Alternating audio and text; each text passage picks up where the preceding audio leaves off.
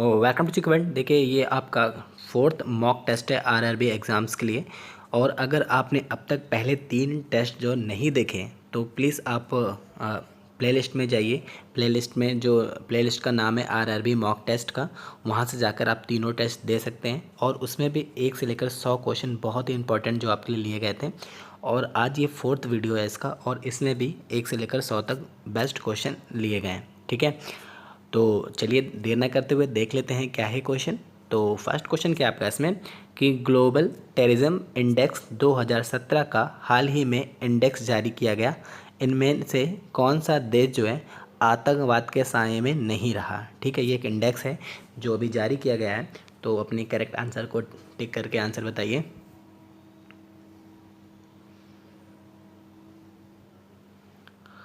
Global terrorism index 2017। देखिए मैं थोड़ा टाइम लेके चलूँगा। बहुत सारे बच्चे कह रहे हैं सर आप बहुत जल्दी बोल जाते हो, जिससे हम टिक ही नहीं कर पाते हैं। तो आपको आज टाइम दिया जा रहा है, तो बताइए ग्लोबल टेररिज्म इंडेक्स 2017 का हाल ही में जो इंडेक्स जारी किया गया है, और इनमें से कौन सा देश जो है आतंकवाद के साए में नहीं रहा। तो देखिए इसका करेक्ट आंसर क्या है, ये है आपका चीन। ठीक है, याद रखिएगा भारत, सोमालिया और नाइजीरिया ये तीनों ही आतंकवाद के साए में रहे, पर चीन जो है ये आतंकवाद के साए में नहीं रहा। ठीक है, नेक्स्ट क्वेश्चन क्या है कि राष्ट्रपति रामनाथ कोविंद ने 11 जनवरी 2018 को किस स्थान पर चौथे अंतर्राष्ट्रीय धर्म सम्मेलन का उद्घाटन किया।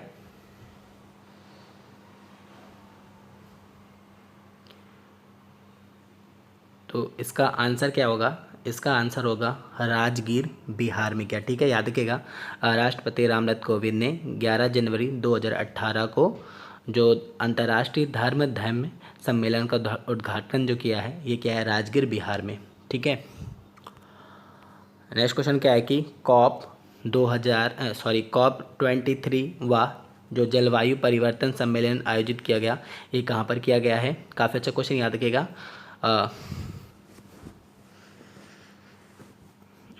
COP 23 जो जलवायु परिवर्तन सम्मेलन आयोजित किया गया है।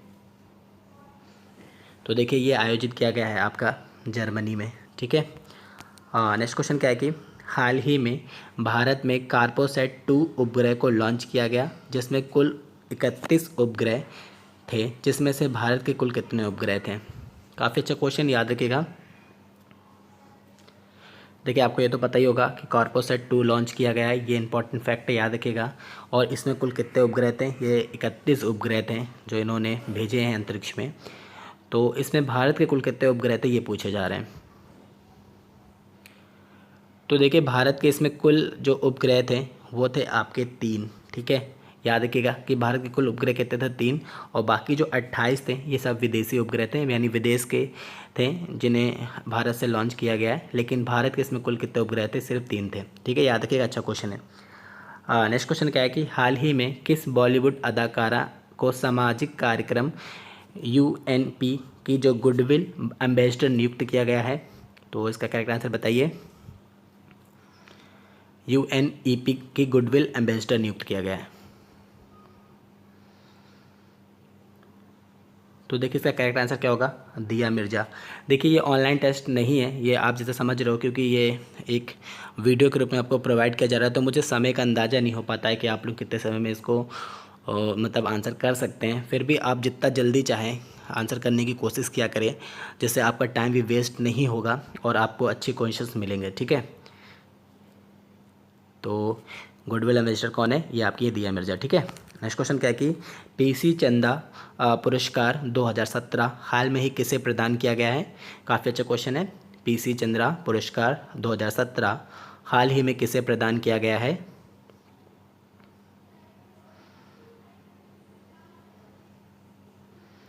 तो याद रखिएगा कि PC चंद्रा पुरस्कार हाल ही में जो प्रदान किया गया है, ये प्रदान किया गया है कैलाश सत्यार्थी को। ठीक है, नेक्स्ट क्वेश्चन क्या है कि महिला हॉकी एशिया कप 2017 में भारत ने किस देश को हराकर फाइनल जीता।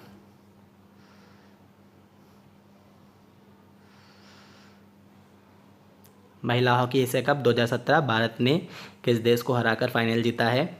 तो इसका करेक्ट आंसर आपका होगा चीन। ठीक है, नेक्स्ट क्वेश्चन क्या है कि हाल ही में प्रकाशित हुई good man to tycoon the untold story of Baba Ramdev किसकी रचना है?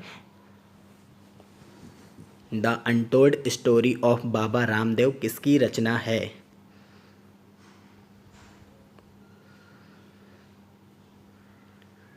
तो देखिए ये रचना किसकी है? ये रचना है प्रियंका पाठक नारायण। ठीक है।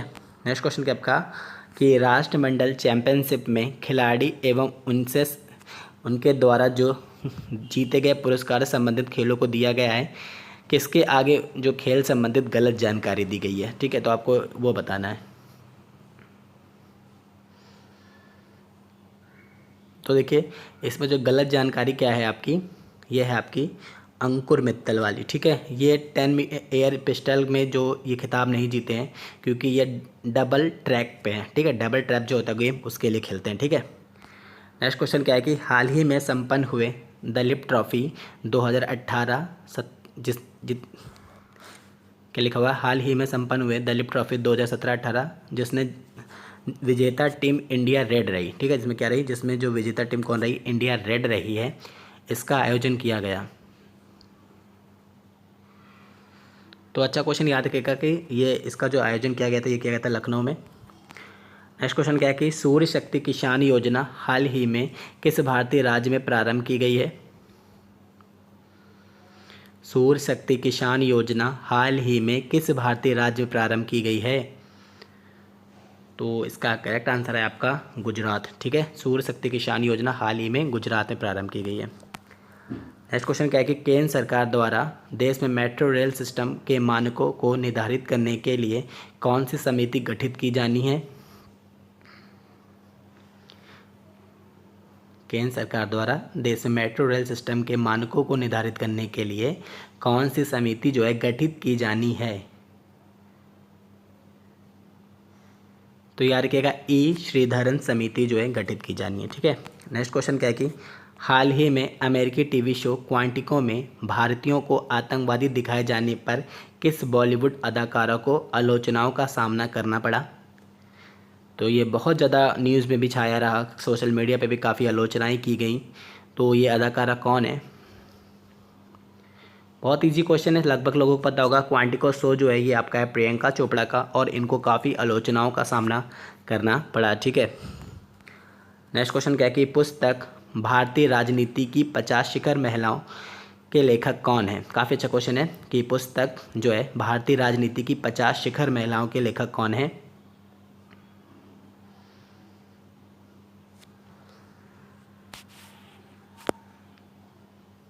तो देखिए इसके करेक्ट आंसर क्या है? ये है आपके अश्वनी शास्त्री। ठीक है। नेक्स्ट क्वेश्चन क्या है कि हाल ही में किस भारतीय राज्य में प्लास्टिक व थर्मोकोल के उत्पादन एवं बिक्री पर इस्तेमाल करने पर क्या पूर्ण रूप से प्रतिबंध लगा दिया गया है, यानी पूर्ण रूप से बंद कर दी गई है? तो ये कौन सा भारतीय राज्य है?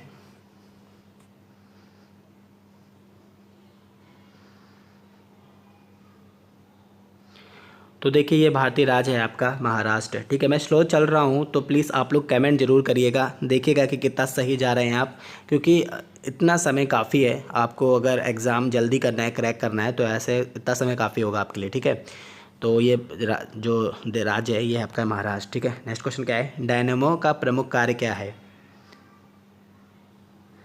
देख लीजिए क्या है कि डायनेमो का प्रमुख कार्य क्या है। आपके ऑप्शंस आपको दिख रहे हैं। तो याद रखिएगा कि डायनेमो का जो प्रमुख कार्य क्या है, ये है आपका यांत्रिक ऊर्जा को विद्युत ऊर्जा में बदलना। ठीक है। नेक्स्ट क्वेश्चन क्या है कि निम्नलिखित में किस भौतिक राशि का मात्रक उनके आगे गलत मिला है? काफ़ी अच्छा क्वेश्चन है। इस तरह क्वेश्चन आप बहुत अच्छे से पढ़िएगा क्योंकि रेलवे एग्जाम के लिए काफ़ी इंपॉर्टेंट होते हैं ऐसे क्वेश्चन। ठीक है। तो क्या लिखा हुआ है? निम्नलिखित में किस भौतिक राशि का मात्रक उनके आगे गलत मिला है?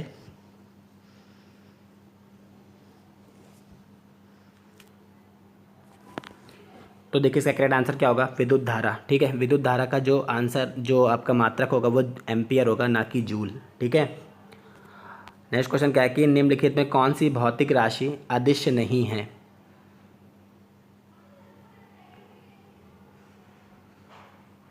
क्या लिखा हुआ है? निम्नलिखित में कौन सी राशि जो है भौतिक राशि जो अदिश नहीं है? तो याद रखिएगा जो अदिश नहीं है ये आपका है बल। ठीक है, बल को दिशा की आवश्यकता होती है, और द्रव्यमान, चाल और आयतन ये सभी क्या हैं? अदिश राशि हैं। ठीक है। नेक्स्ट क्वेश्चन क्या है कि गति का प्रथम समीकरण निम्नलिखित में कौन सा है। पूछा गया क्वेश्चन है, ये अच्छा क्वेश्चन है, तो याद रखिएगा कि गति का प्रथम समीकरण कौन सा है। तो देखिए गति का जो पहला समीकरण जो है यहाँ पर दिया हुआ है v=u+at, ये फर्स्ट वाला ही सही है, ठीक है। और नेक्स्ट क्वेश्चन क्या है कि निम्नलिखित में, सॉरी ये चाल होगा, निम्नलिखित में जो चाल का सही सूत्र है, चलिए बताइए कि इसमें से चाल का सही सूत्र क्या होगा।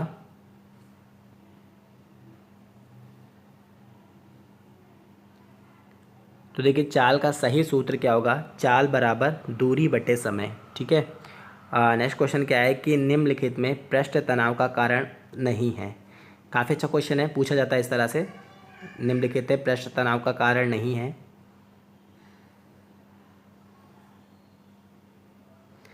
तो याद रखिएगा कि जहाज़ का समुद्र के कुछ नीचे दब जाना ये गलत है, क्योंकि पृष्ठ तनाव के कारण जहाज़ कुछ ऊपर उठ जाता है, ठीक है, जब वो नदी से समुद्र में प्रवेश करता है। तो ये गलत दिया हुआ है यहाँ पर, तो यहाँ पर ये पृष्ठ तनाव का कारण नहीं होगा, ठीक है। नेक्स्ट क्वेश्चन क्या है कि निम्नलिखित में अवतल दर्पण का प्रयोग नहीं है। ये भी बहुत अच्छा क्वेश्चन है, इसी तरह क्वेश्चन पूछे जाते हैं।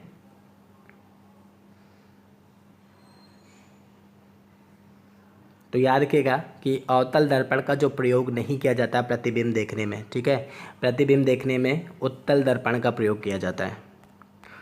नेक्स्ट क्वेश्चन क्या है कि किस रोग के आगे दर्पणों का प्रयोग गलत दिया गया है। काफ़ी अच्छा क्वेश्चन है ये भी। क्या लिखा हुआ है, किस रोग के आगे दर्पणों का जो प्रयोग है वो गलत दिया गया है। तो देखिए ये जो अबिंदुकता है इसके आगे ये गलत दिया हुआ है उत्तल लेंस, क्योंकि इसमें उत्तल लेंस का प्रयोग ना होकर बेलनाकार लेंस का प्रयोग होता है, ठीक है। और बाकी जो ऊपर के तीनों दिए हैं बिल्कुल करेक्ट दिए हुए हैं, आप ये इनको भी याद करते चलिएगा क्योंकि ऐसे क्वेश्चन पूछे जाते हैं, ठीक है। नेक्स्ट क्वेश्चन क्या है कि किस घटना के कारण प्रकाश का रंग सर्वाधिक आकाश में प्रसारित होता है। यानी आकाश में जो नीला रंग है वो क्यों प्रसारित होता है बहुत ज़्यादा, किस घटना के कारण। बहुत बार पूछा गया ये क्वेश्चन बहुत से एग्जाम में। तो याद रखिएगा प्रकाश का प्रकीर्ण के कारण जो होता है, प्रकाश का जो रंग है बहुत ज़्यादा प्रकाश जो वितरित होता है पूरे अंतरिक्ष में, ठीक है। नेक्स्ट क्वेश्चन क्या है कि मानव नेत्र प्रकाशीय यंत्र है, यह किस प्रकार का कार्य करता है। यानी मानव नेत्र जो प्रकाशीय यंत्र है और यह किस प्रकार से कार्य करता है।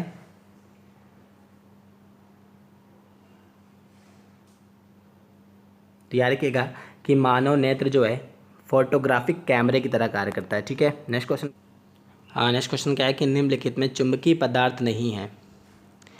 ऐसे क्वेश्चन पूछे जाते हैं आपके रेलवे में, वो पदार्थ कौन सा है जो चुंबक से नहीं चिपकता, यानी चुंबकीय पदार्थ नहीं है। तो याद रखिएगा जहाँ पर प्लेटिनियम है ये चुंबकीय पदार्थ नहीं है, ठीक है। नेक्स्ट क्वेश्चन क्या है, निम्नलिखित में अचुंबकीय पदार्थ नहीं है।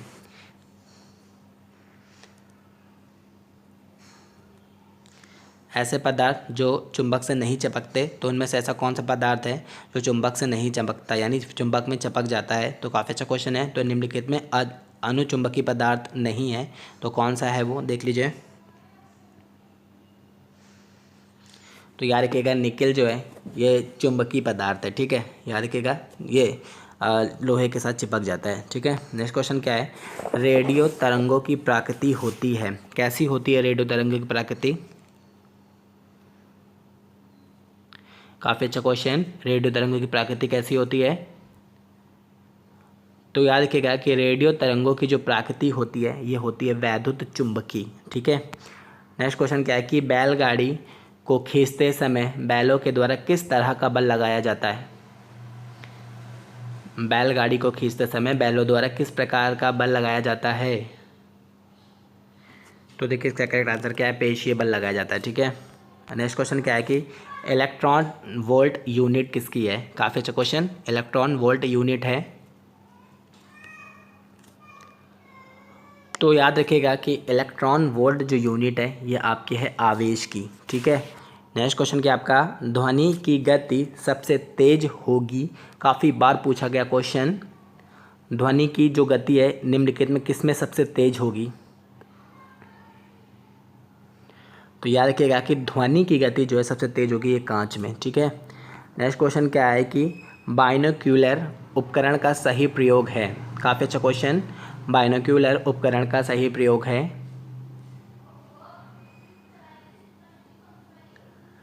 तो इसका करेक्ट प्रयोग क्या है? दूर की वस्तुओं को देखने में, ठीक है। याद रखिएगा इसका प्रयोग होता है दूर की वस्तुओं को देखने में। नेक्स्ट क्वेश्चन क्या है? विद्युत बल्ब बदलता है। विद्युत बल्ब बदलता है, तो इसका जो क्या करता है ये विद्युत ऊर्जा को प्रकाश ऊर्जा में बदल देता है विद्युत बल्ब, ठीक है। नेक्स्ट क्वेश्चन क्या है कि आमतौर पर भारी एवं हल्की कणिकाओं को अलग करने के लिए किस बल का प्रयोग किया जाता है? यानी अगर धूल है या कुछ है उनमें से दोनों को, हल्की और भारी को अलग करने में, जैसे कि आपने पछोड़ना, जैसे एक तरह का इसी तरह की क्रिया है, भारी और हल्के तत्व को अलग करना, तो किस तरह का ये प्रयोग है, किस तरह का बल का प्रयोग किया जाता है? तो याद रखिएगा अब केंद्रीय बल का प्रयोग किया जाता है, ठीक है। नेक्स्ट क्वेश्चन क्या है? पारसेक इकाई से मापा जा सकता है, यानी पारसेक इकाई से मापा जाता है। काफ़ी अच्छा क्वेश्चन। पारसेक इकाई से मापा जाता है, तो याद रखिएगा कि पारसेक इकाई से मापा जाता है अंतरिक्ष की दूरी, ठीक है। नेक्स्ट क्वेश्चन क्या है? टायर की खोज का श्रेय किसे जाता है? टायर की खोज का श्रेय किसे जाता है? तो याद रखिएगा कि टायर की खोज का श्रेय जाता है ये आपके डनलप को, ठीक है। नेक्स्ट क्वेश्चन क्या है? धातुएं विद्युत की अच्छी चालक होती हैं, ऐसा क्यों? धातुएं विद्युत की अच्छी चालक होती हैं, ऐसा क्यों? कमेंट करते जाइए आप लोग। देखिए कमेंट क्या करें, आपको जो लग रहा है गलत सही तो देखा जाता है, लेकिन फिर भी कमेंट करा करिए, आपको पता चलता है कि आप कितना सही कर रहे हो और किस लेवल की तैयारी हुई है आपकी। और ये समझ लीजिए रेलवे से रिलेटेड सभी क्वेश्चंस हैं, ऐसे ही क्वेश्चन पूछे जाते हैं, आप पिछले सालों के एग्ज़ाम उठाकर देख सकते हैं। तो याद रखिएगा कि धातुएं विद्युत की अच्छी चालक क्यों होती हैं? क्योंकि इनमें मुक्त इलेक्ट्रॉन धारण करने की क्षमता होती है, ठीक है। नेक्स्ट क्वेश्चन क्या है? वायु में ध्वनि तरंगें किस प्रकृति की होती हैं? काफ़ी अच्छा क्वेश्चन। वायु में जो तरंगें हैं, ध्वनि तरंगें किस प्रकृति की होती हैं? तो याद रखिएगा ये होती हैं अनुलंब, ठीक है। नेक्स्ट क्वेश्चन क्या है कि पानी के गिलास में जब सारा बर्फ पिघल जाता है तो गिलास में पानी का स्तर क्या होता है? कई बार रेलवे एग्जाम में पूछा गया ये क्वेश्चन है। पानी के गिलास में जब सारा बर्फ़ जो है पिघल जाता है, यानी आप एक गिलास लेते हैं उसमें एक बर्फ़ डालते हैं और जब पूरा बर्फ़ पिघल जाता है तो पानी का जो स्तर होगा वो क्या होगा? देखिए ये एक गिलास है और यहाँ इसमें पानी भरा हुआ है और आपने एक बर्फ़ डाल दिया इसमें, ठीक है। तो जब ये बर्फ़ पूरा पिघल जाएगा तो पानी का स्तर क्या होगा ये पूछा जा रहा है। तो याद रखिएगा कि पानी का स्तर क्या होगा? पहले जैसा ही होगा, क्योंकि आप जब बर्फ़ डालते हैं तो वह अपने आयतन के हिसाब से पानी को ऊपर उठा देती है और जब बर्फ़ पूरी पिघल जाती है फिर भी उसका जो गिलास में का पानी का जो स्तर है वो सेम ही रहता है, बदलता नहीं है, ठीक है।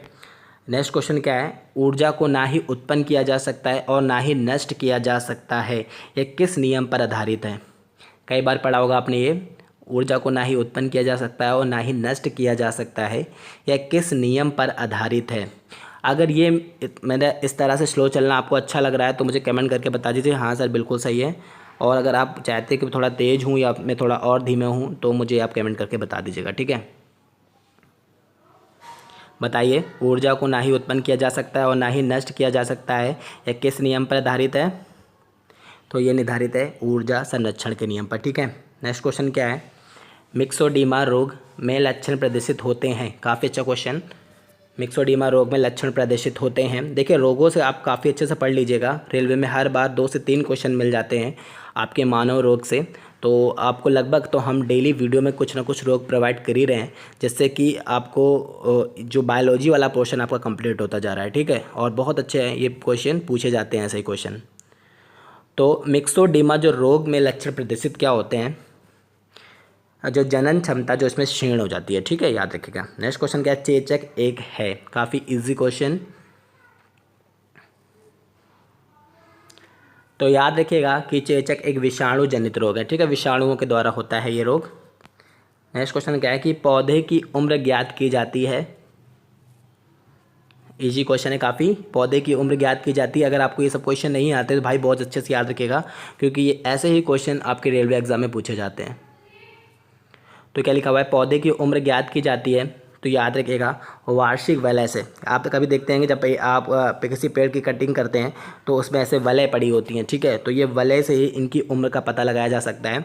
तो याद रखिएगा पौधों की उम्र याद की जाती है वार्षिक वलय से, ठीक है। नेक्स्ट क्वेश्चन क्या है, निम्नलिखित में कौन सा पौधा रात में भी ऑक्सीजन छोड़ता है, यानी रात में भी ऑक्सीजन प्रदान करता है, एकमात्र ऐसा कौन सा पौधा है, बताइए। तो देखिए इसका करेक्ट आंसर क्या है, ये है आपका पीपल। ये एक ऐसा पौधा है जिसमें रात में भी ऑक्सीजन फ्री होती है, ठीक है। नेक्स्ट क्वेश्चन क्या है, निम्नलिखित में औषधि पौधा नहीं है, यानी इनमें से कौन सा पौधा है जो औषधि नहीं है।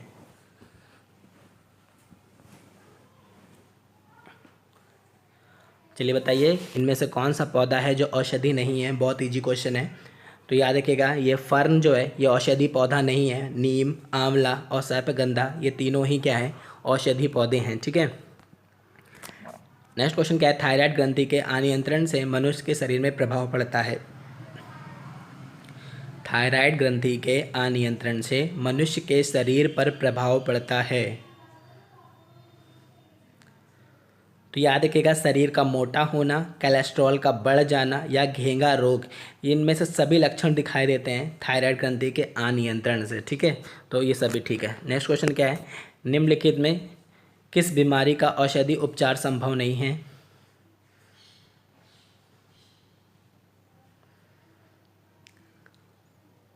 सॉरी लिखा हुआ है निम्नलिखित में किस बीमारी का जो औषधि उपचार संभव है।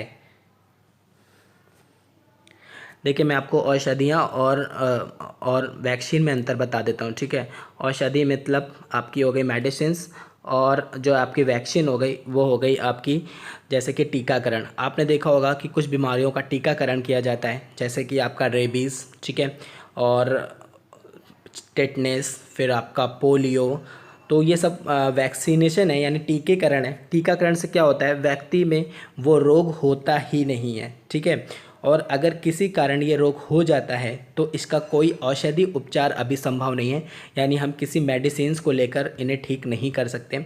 जैसे आपने रेबीज़ देखा होगा, और आपका जो रेबीज़ है, रेबीज़ एक ऐसी बीमारी है जिसके लिए वैक्सीनेशन किया जाता है, और अगर रेबीज़ हो जाता है किसी को तो वैक्सीनेशन भी नहीं किया जा सकता उसका, और इसका कोई मेडिसिन्स नहीं है जिससे इस रोग को ठीक किया जा सके, ठीक है। तो रेबीज़ का तो उपचार संभव नहीं है मेडिसिन से, औषधि से, ठीक है। फिर हीमोफीलिया, ये एक आनुवांशिक बीमारी है, और आनुवांशिक बीमारियों का भी अभी तक औषधि उपचार संभव नहीं हुआ है, ठीक है।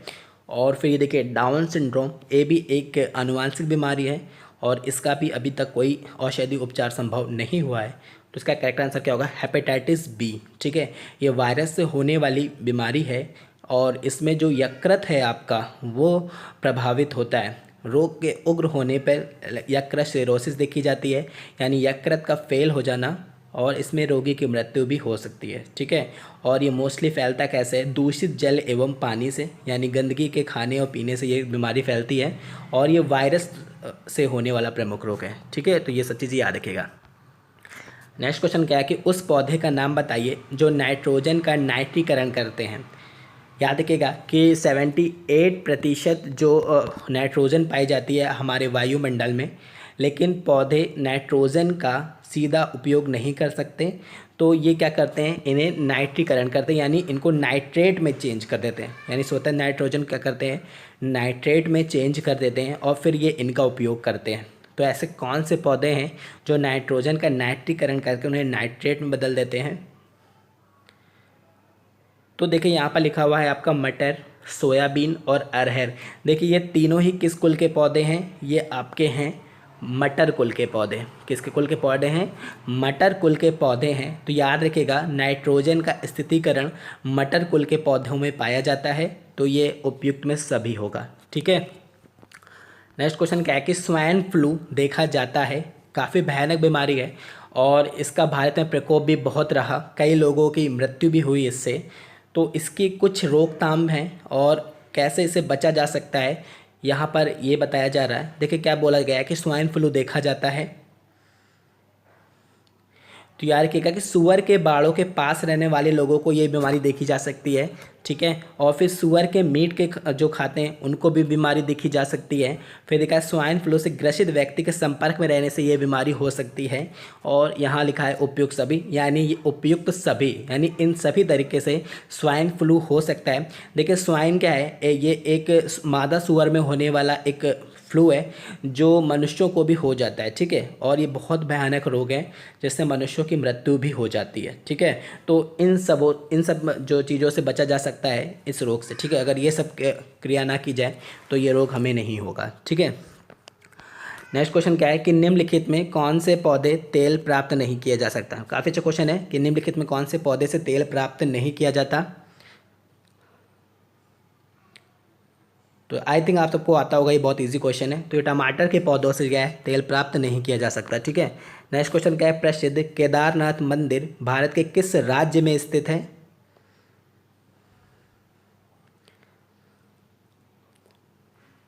तो देखिए इसका करेक्ट आंसर क्या है, उत्तराखंड में स्थित है, ठीक है। केदारनाथ मंदिर कहाँ है, उत्तराखंड में स्थित है। नेक्स्ट क्वेश्चन क्या है, महानदी किस भारतीय राज्य में मुख्य रूप से बहती है। यानी ये नदी किस राज्य में मुख्य रूप से बहती है, यानी इसका आधे से ज़्यादा भाग किस राज्य में है। तो आपको उसका कमेंट करना है, बताइए। तो याद रखिएगा कि महानदी जो मोस्टली बहती है ये उड़ीसा राज्य में बहती है, ठीक है। नेक्स्ट क्वेश्चन क्या है, निम्नलिखित में किस भारतीय राज्य में गर्मियों के दिनों में जो तापमान है वो सर्वाधिक होगा। यानी कौन सा भारतीय राज्य है गर्मियों के दिनों में तापमान सर्वाधिक होगा। तो याद रखिएगा कि उत्तर प्रदेश भारत का एक ऐसा राज्य है जहाँ पर सभी प्रकार के तापमान बहुत उच्च कोटि के होते हैं। अगर यहाँ सर्दियों में जाएं तो यहाँ का सर्दियों का तापमान भी बहुत ज़्यादा नीचे होता है। गर्मियों के समय जाएं तो गर्मियों का तापमान यहाँ बहुत होता है। बारिश का भी यहाँ पर ठीक ठाक है, बारिश भी ठीक होती है। यानी आपके तीनों ऋतुएँ यहाँ पर देखी जाती हैं और इसलिए ये बेस्ट प्लेस हो जाता है आपका एग्रीकल्चर के लिए। और याद रखिएगा पूरे भारत का 1/3 भाग यानी 1/3 यानी 1/3 भाग का जो अनाज पैदा करने वाला यही राज्य है। और पूरे भारत में 1/3 भाग में यही अनाज क्या करता है, खपत भी हम इसी राज्य की करते हैं। तो उत्तर प्रदेश एकमात्र ऐसा राज्य है जो इतना ज़्यादा मोटे अनाज पैदा करता है और पूरे भारत में खाद्यान्न के लिए ये जाना जाता है, ठीक है। तो ये सब क्वेश्चन आपको याद रखने पड़ेंगे, ठीक है। नेक्स्ट क्वेश्चन क्या है, पिछौला झील किस भारतीय राज्य में स्थित है। काफ़ी अच्छा क्वेश्चन है।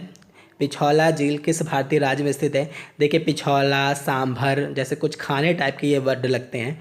तो याद रखिएगा ये हमेशा कहाँ पर होंगे, ये राजस्थान में ही है, ठीक है। याद रखिएगा पिछौला झील किस भारतीय राज्य में स्थित है, तो ये आपकी राजस्थान में स्थित है। नेक्स्ट क्वेश्चन क्या है कि निम्नलिखित में कौन सी नदी बंगाल की खाड़ी में नहीं गिरती। काफ़ी अच्छा क्वेश्चन, आपने देखा होगा। ये देखिए भारत का जो ये हिस्सा है ये आपकी बंगाल बे ऑफ बंगाल है और ये अरब सागर है, ठीक है। तो आपसे बोला जा रहा है कि निम्नलिखित में कौन सी नदी जो है बंगाल की खाड़ी में नहीं गिरती।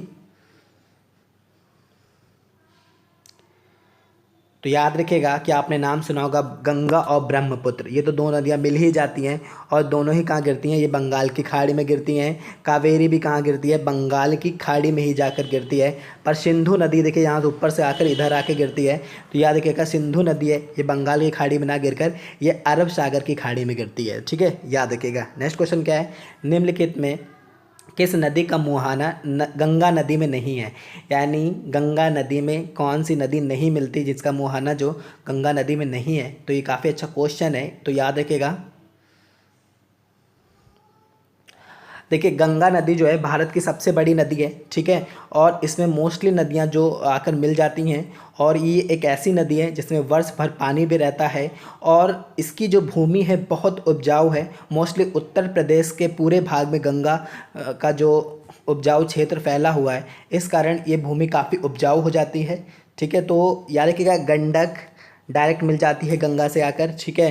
कोसी बिहार के पास आपने सुना होगा आकर गंगा से मिल जाती। मोहाना मतलब कहाँ इनका अंत हो रहा है, तो गंगा में आकर मिलकर इनका अंत हो जाता है, ठीक है। यमुना का भी ये आपने सुना होगा जो आपका इलाहाबाद में गंगा से मिल जाती है यमुना, ठीक है। लेकिन जो चंबल है ये गंगा में डायरेक्ट आके नहीं मिलती है, ये मिलती है यमुना में आकर, ठीक है। तो इसका जो मुहाना गंगा नदी में ना होकर ये किसके में है, ये यमुना में है, ठीक है। तो याद रखिएगा चंबल नदी का मुहाना गंगा नदी में नहीं है। तो ये सब पॉइंट आप याद रख रहे हैं, ठीक है।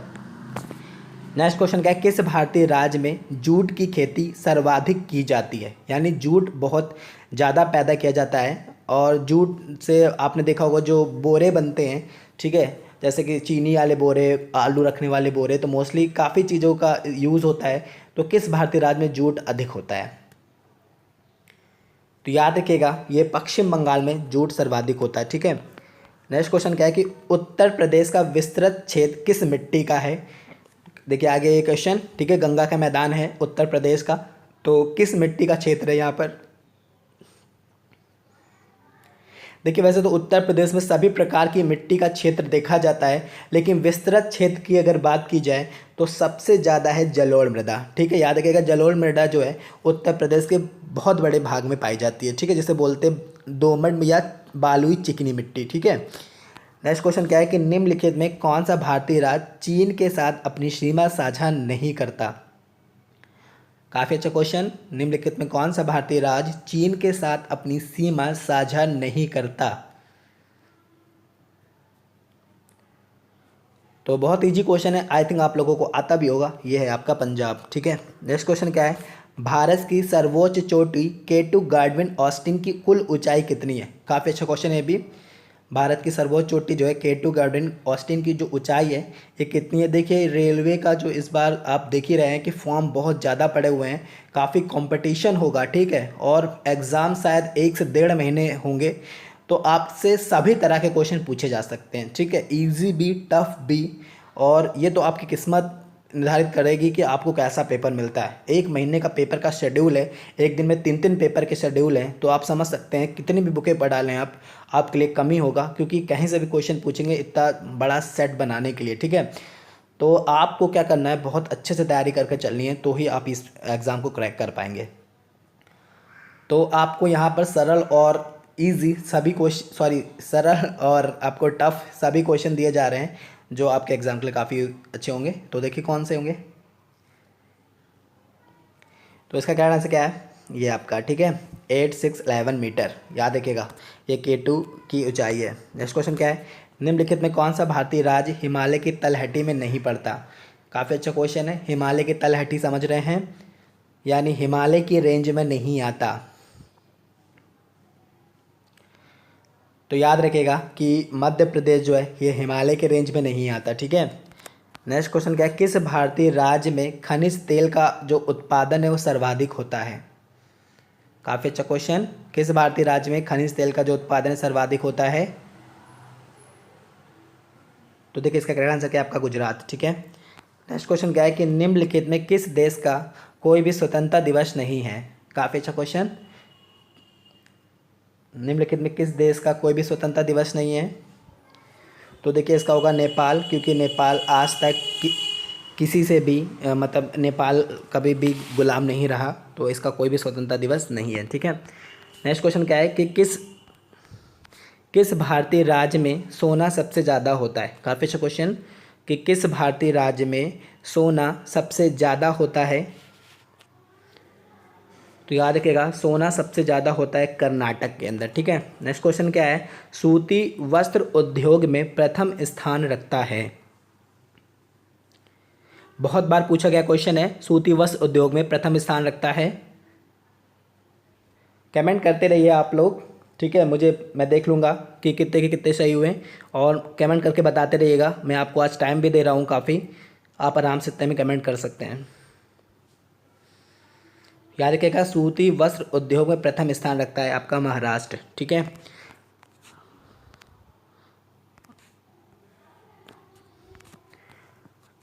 चलिए नेक्स्ट क्वेश्चन देख लेते हैं, सरदार सरोवर परियोजना से कौन सा भारतीय राज्य लाभ नहीं पाता। काफ़ी अच्छा क्वेश्चन ये भी है कि सरदार सरोवर परियोजना से कौन सा भारतीय राज्य लाभ नहीं पाता। तो आप अपने आंसर को टिक करके बताइए।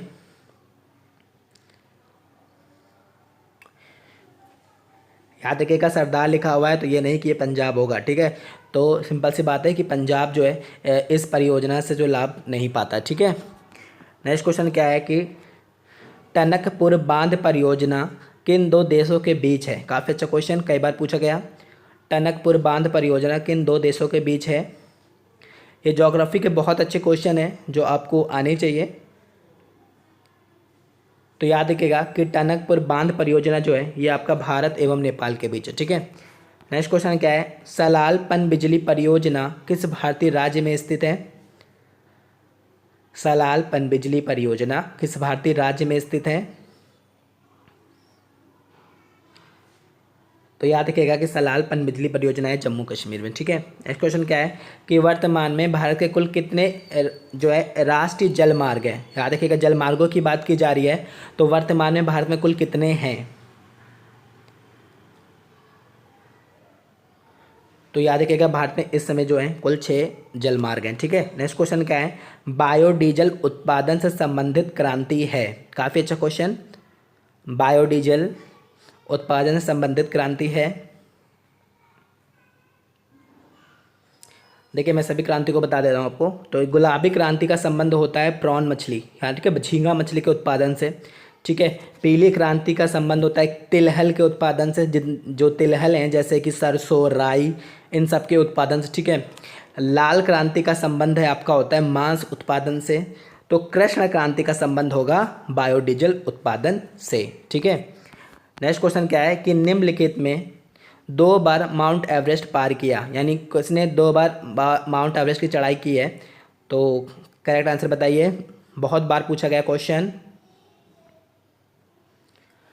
तो इनका नाम है संतोष यादव जी, ठीक है। इन्होंने 2 बार माउंट एवरेस्ट की चढ़ाई कर ली। नेक्स्ट क्वेश्चन क्या है, मरीना बीच किस भारतीय राज्य में समुद्र का किनारा है, यानी समुद्र का किनारा है ये बीच जो है, इसका नाम है मरीना बीच, ठीक है। तो ये किस भारतीय राज्य में है,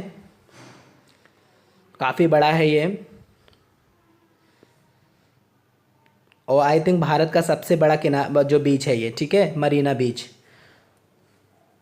तो याद रखिएगा ये आपका है तमिलनाडु के अंदर, ठीक है। चेन्नई में पड़ता है मरीना बीच और काफ़ी बड़ा है ये, तो इसको याद रखिएगा, ठीक है। नेक्स्ट क्वेश्चन क्या है, निम्नलिखित में कौन सी मस्जिद भारत की सबसे बड़ी मस्जिद में से एक है। काफ़ी अच्छा क्वेश्चन, निम्नलिखित में कौन सी मस्जिद भारत की सबसे बड़ी मस्जिदों में से एक है। तो इसका करेक्ट आंसर आपका है सामा मस्जिद दिल्ली, ठीक है। नेक्स्ट क्वेश्चन क्या है कि गुजरात का ब्लैक पगोड़ा मंदिर किस देवता को समर्पित है। बहुत बार पूछा जाता है कि गुजरात का जो गुजरात में कौन सा मंदिर स्थित है, तो याद रखिएगा ब्लैक पगोड़ा, और ये किस देवता को समर्पित है, ये भी बहुत बार पूछा गया क्वेश्चन है। तो याद रखिएगा गुजरात का ब्लैक पगोड़ा मंदिर जो है ये भगवान शिव को भगवान सूर्य को समर्पित है, ठीक है। नेक्स्ट क्वेश्चन क्या है, थारू जनजाति किस भारतीय राज्य में सर्वाधिक रूप से पाई जाती है। काफ़ी अच्छा क्वेश्चन है, थारू जनजाति किस भारतीय राज्य में सर्वाधिक रूप से पाई जाती है। तो याद रखिएगा ये पाई जाती है उत्तर प्रदेश में, ठीक है। नेक्स्ट क्वेश्चन क्या है, जय हिंद का नारा किसने दिया। लगभग लोगों को आता होगा, बहुत इजी क्वेश्चन है। जय हिंद का नारा किसने दिया। तो ये दिया है सरदार वल्लभ भाई ये दिया है सुभाष चंद्र बोस जी ने, ठीक है। जय हिंद का नारा दिया है सुभाष चंद्र बोस ने। नेक्स्ट क्वेश्चन क्या है, निम्नलिखित में कौन सा नारा सुभाष चंद्र बोस द्वारा नहीं दिया गया। काफ़ी अच्छा क्वेश्चन,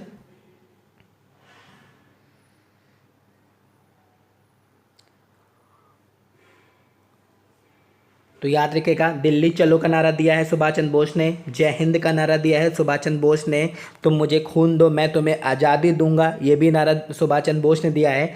ये नारा सुभाष चंद्र बोस जी का नहीं है, समूचा भारत एक विशाल बंदीगृह है, क्योंकि ये नारा दिया हुआ है CR दास जी ने, ठीक है, याद रखिएगा। नेक्स्ट क्वेश्चन क्या है कि APJ अब्दुल कलाम जिन्हें मिसाइल मैन के नाम से भी जाना जाता है, ये कहाँ से संबंधित थे। इनका हाउस ऑफ टाउन यानी कहाँ से थे ये, काफ़ी अच्छा क्वेश्चन है। तो याद रखिएगा ये रामेश्वरम से संबंधित है, ठीक है। ये एक आइसलैंड हो चुका है अब भारत का, तो ये तमिलनाडु राज्य में है, तो ये यहाँ से संबंधित, ठीक है। नेक्स्ट क्या है, निम्नलिखित में किसका जो परिसर रिंग होता है। काफ़ी अच्छा क्वेश्चन है। रिंग किसका परिसर होता है, यानी आपने गेम के नाम सुने होंगे, तो रिंग में खेला जाने वाला कौन सा गेम है इसमें से देख लीजिए। याद रखिएगा रिंग दो दो गेम का होता है, जैसे कि आपका बॉक्सिंग का भी रिंग होता है और आपका जो आइस हॉकी का भी रिंग होता है, याद रखिएगा, ठीक है। जो रिंग होता है आइस हॉकी का परिसर होता है। नेक्स्ट क्वेश्चन का, निम्नलिखित में किस खेल के पक्ष में खिलाड़ी एक या दो नहीं होते, यानी या तो खिलाड़ी एक होगा या तो दो होगा, तो ऐसा कौन सा गेम है बताइए। ऐसा कौन सा गेम है जिनमें एक या दो खिलाड़ी नहीं होते, यानी इनकी संख्या ज़्यादा होती है। तो याद रखिएगा पोलो में, ठीक है, पोलो के जो खिलाड़ी होते हैं कुल 4 होते हैं। नेक्स्ट क्या है, निम्नलिखित में किस आंतरिक सुरक्षा का मुख्यालय दिल्ली में नहीं है। काफ़ी अच्छा क्वेश्चन। निम्नलिखित में किस आंतरिक सुरक्षा का मुख्यालय दिल्ली में नहीं है, काफ़ी बार पूछा गया क्वेश्चन, और इस तरह से आपको 3 से 4 क्वेश्चन लर्न हो जाते हैं, तो इन सब क्वेश्चन को आप ज़्यादा अच्छे से ध्यान दिया करिए, ठीक है। बहुत इजी है। तो ये असम राइफल का जो मुख्यालय नहीं स्थित है, बाकी केंद्रीय जांच ब्यूरो, राष्ट्रीय सुरक्षा गार्ड और केंद्रीय रिजर्व पुलिस बल, ये तीनों का ही मुख्यालय स्थित है न्यू दिल्ली में, ठीक है। नेक्स्ट क्वेश्चन का, विक्रम साराभाई अंतरिक्ष केंद्र स्थित है। विक्रम साराभाई अंतरिक्ष केंद्र स्थित है, पूछा गया क्वेश्चन है ये बहुत बार। तो याद रखिएगा ये स्थित है तिरुवनंतपुरम में, ठीक है। नेक्स्ट क्वेश्चन क्या है, सीवी रमन को भौतिक के लिए नोबेल पुरस्कार किस वर्ष दिया गया था। काफ़ी अच्छा क्वेश्चन। सीवी रमन को भौतिक के लिए नोबेल पुरस्कार किस वर्ष दिया गया था। तो याद रखिएगा ये दिया गया था 1930 में, ठीक है। नेक्स्ट क्वेश्चन क्या है, रविन्द्रनाथ टैगोर को साहित्य के लिए नोबेल पुरस्कार किस वर्ष दिया गया, और ये पहले भारतीय थे जिन्हें नोबेल पुरस्कार मिला था। ये भी क्वेश्चन कई बार पूछा गया है कि किस भारतीय को सर्वप्रथम नोबेल पुरस्कार दिया गया, तो ये रविन्द्रनाथ टैगोर जी थे। और इन्हें कब दिया गया था नोबेल पुरस्कार, तो ये दिया गया था 1913 में, ठीक है। नेक्स्ट क्वेश्चन क्या है, धन्वंतरी पुरस्कार किस क्षेत्र का है। काफ़ी अच्छा क्वेश्चन। धन्वंतरी पुरस्कार किस क्षेत्र का है, तो याद रखिएगा कि धन्वंतरी पुरस्कार जो है ये आपका है चिकित्सा का क्षेत्र का, ठीक है। नेक्स्ट क्वेश्चन क्या है, इंदिरा गांधी शांति पुरस्कार दिया जाता है।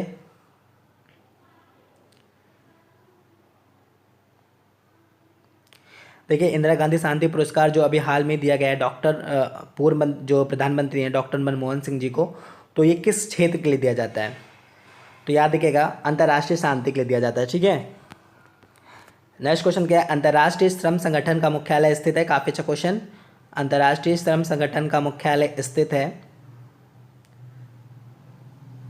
तो याद रखिएगा ये स्थित है जेनेवा में, ठीक है। नेक्स्ट क्वेश्चन क्या है, विश्व विरासत दिवस किस तिथि को मनाया जाता है। विश्व विरासत दिवस किस तिथि को मनाया जाता है, तो याद रखिएगा ये मनाया जाता है 18 अप्रैल को, ठीक है। क्या है, सर्वप्रथम महिला मुख्यमंत्री देने का गौरव किस राज्य को प्राप्त है, यानी भारत के अंदर सबसे पहली महिला मुख्यमंत्री किस राज्य की थी, यानी सर्वप्रथम इसी राज्य में महिला मुख्यमंत्री रही, ठीक है। तो ये गौरव प्राप्त है उत्तर प्रदेश को। और एक बात और याद रखिएगा कि महाराष्ट्र भारत का एक ऐसा राज्य है जहां आज तक एक भी महिला मुख्यमंत्री नहीं रही, ठीक है, याद रखिएगा। अच्छा क्वेश्चन है भी। नेक्स्ट क्वेश्चन क्या है, भैंसों को लड़ाने वाला प्रसिद्ध जल्लीकट्टू खेल किस भारतीय राज्य से संबंधित है। तो ये जल्लीकट्टू एक गेम है जिसमें भैंसे लड़ाए जाते हैं, ठीक है। और क्या होता है कि इसमें काफ़ी मतलब खून खराबा भी होता है। तो अभी हाई कोर्ट ने इस गेम पर बैंड भी लगा दी थी, जो एनिमल लवर होते हैं उन्होंने इस गेम को बंद करने के लिए काफ़ी बात कही थी, लेकिन सुना है कि ये शायद फिर से स्टार्ट किया जा रहा है। तो ये किस भारतीय राज्य में खेला जाने वाला गेम है, ये उसी तरह है बुल फाइटिंग की तरह ही गेम है ये भी। तो ये खेला जाता है तमिलनाडु के अंदर, ठीक है। नेक्स्ट क्वेश्चन क्या है कि वर्तमान में भारत का सबसे लंबा नदी पुल कौन सा है। बहुत इजी क्वेश्चन है, सबको पता होगा लगभग कि वर्तमान में भारत का सबसे लंबा नदी पुल जो है वो आपका है धौला सादिया पुल, ठीक है। ये असम में बनाया गया है और इस प्रेजेंट टाइम में ये भारत का सबसे लंबा पुल हो गया है, ठीक है, तो याद रखिएगा।